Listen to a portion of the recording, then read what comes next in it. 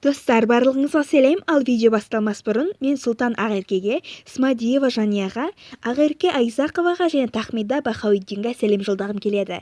Мені көріп жүргендеріңізге көп-көп рахмет. Және келесі видеода саған сәлем жолдағымды қаласаң, комментарийға өз атыңды жаза кет және подписаться етуді ұмытпа. Ал онда біз бастаймыз. Сәлем, және менің атым Катя. Мен өмір сүре бастауым үшін өлуім керек болды. Бұл қорқынышты естіледі, бірақ бұл өз басымнан өткен. Мен достарыммен әртүрлі дух шақыру, бал ашу, свечамен ойнайтын қызықты ойындармен уақыт өткізетінбіз. Бізге сол кезде бұл өте керемет болып көрінетін. Ылғи, мен отбасымен бірге жазда ауылға баратынмын. Және осы жылда біз ауылға баруға дайындалдық.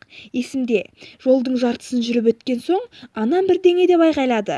Сосын айналаның бәрі қараңғыланып кетті. Және мен оянған кезде мен өте қорқынышты жерде болдым. Жан-жағымда кісілер жүргендей, бірақ олардың түрлері мүлдем көрінбеді. Мен қатты тоңдым және жаным шығардай қорқа бастадым.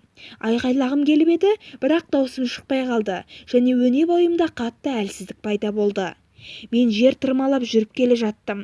Бірде алдымнан апам мен атам шыға келді. Олар лезде мені көргендеріне қатты қуанышты екендерін айта жөнелді. Бәрі жақсы болар деді.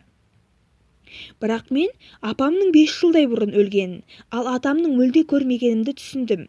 Сосын мені бір қорқынышты тұманды бөлмеге алып келіп, алдыма бір торт қойып қойды.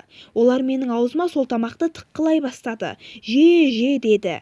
Сол кезде мен одан да қатты қорқып кеттім. Есіме, өліп қалған кісілерден түк алма, олармен бірге отырма, әйтпесе өздеріне тартып кетуі мүмкін деген сөз есіме түсіп кетті. Сосын менің апам менің бәрібір кете алмайтындығымды, себебі мен келіп орындыққа отырып қойғандығымды айтты.